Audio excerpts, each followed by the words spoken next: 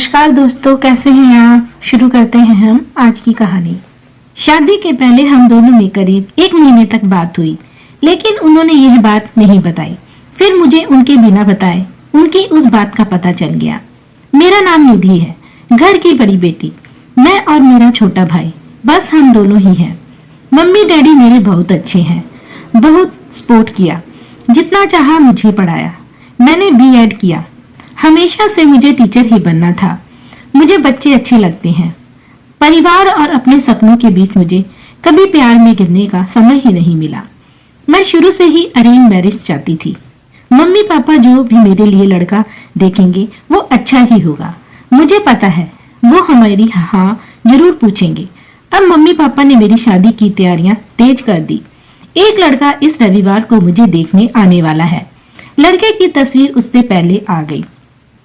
पापा पहले लड़के की खोज खबर अच्छे से निकलवा लेते हैं, फिर ही मुझे किसी तस्वीर को दिखाते हैं। अब आज रविवार भी आ गया। मुझे लगा शायद वह भी रिजेक्ट हो गया होगा, इसलिए अभी तक मुझे लड़का नहीं दिखाया गया। मैं सोकर उठी तो मम्मी मेरे कमरे में आई। बोली, बेटा लड़के वाले आने वाले हैं, तू तैयार हो जा। बहुत ही शॉर्ट नोटिस में मुझे तैयार होने को बोला। लड़के वाले आ गए। मैं अभी भी किचन में हूँ, नाश्ता और चाय की प्लेट जमा रही हूँ। बाहर से मुझे बात करने की आवाजें सुनाई दे रही हैं। कुछ ही मिनटों के बाद मम्मी की आवाज आई। मैं बाहर ट्रे लेकर गई। ट्रे रख कर मैंने सबसे पहले उसके मम्मी पापा को नमस्ते किया। फिर मैंने उसकी तरफ देखा। सच बोलूं तो लड़का बहुत स्मार्ट था। सिंपल शर्ट और जीन्स में आया था। चेहरे पर एक मासूमियत थी।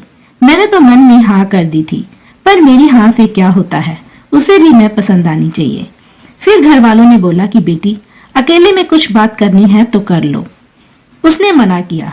फिर भी घर वालों ने हमें अकेले कमरे में भेज दिया। चुप रहा।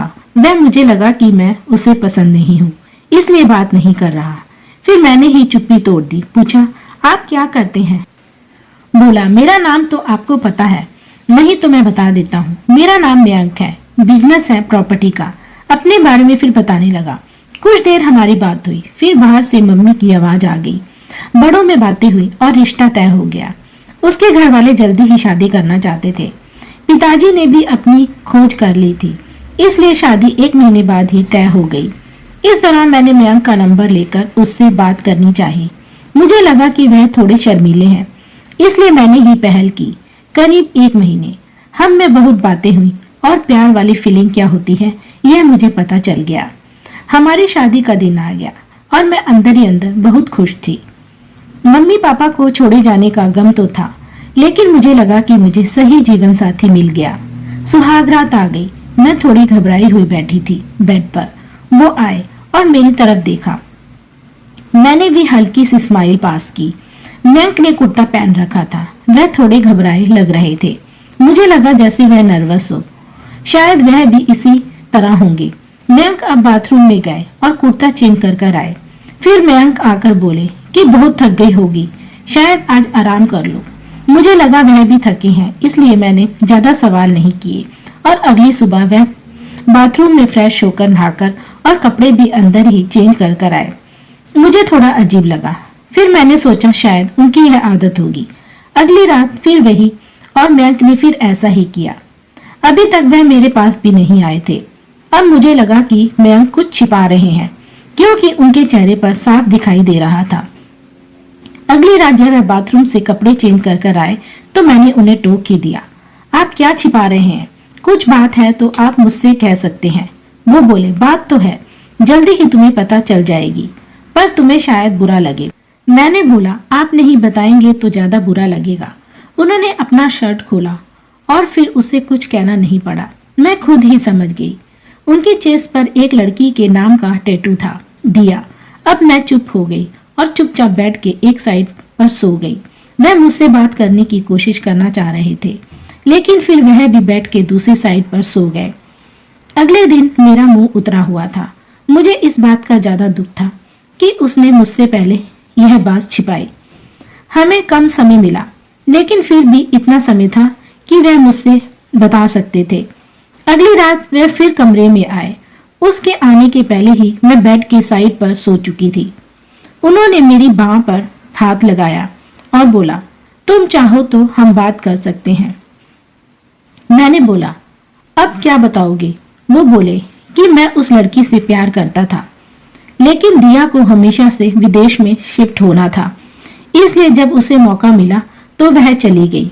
मैंने पूछा, वह तुम्हें छोड़कर किसी और के साथ चली गई? वो बोले, हाँ, मैं चाहता तो यह टैटू को साफ करवा लेता, लेकिन मैंने सोचा पहले तुम्हें बताऊंगा। तुम्हारी बातों से मुझे लगा था कि तुम मुझे समझोगी। फिर वह चुप हो गए।